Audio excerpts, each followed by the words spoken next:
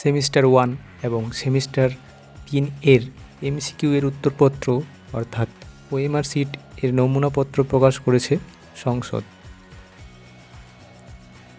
অর্থাৎ আমরা ইতিমধ্যেই জানি একাদশ শ্রেণীর প্রথম সেমিস্টার পরীক্ষা হবে আগামী সেপ্টেম্বর মাসে।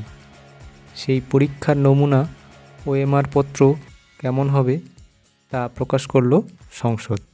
তবে এটি পুরোপুরিভাবে তোমাদের সেমিস্টার 3 এর কথা ভেবে তৈরি করা, যেখানে বোর্ডের থেকে প্রশ্নপত্র থাকবে এবং তার 4 ধরনের সেট XYZ W ইত্যাদি নামকরণ করা থাকবে।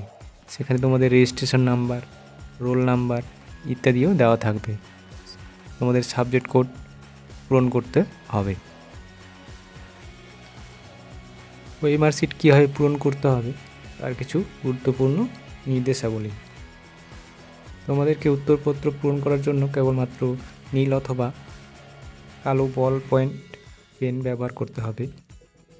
যত্ন সহকারে যে প্রশ্নের উত্তরটি সঠিক হবে সেটি বেছে নিয়ে গোল করতে হবে।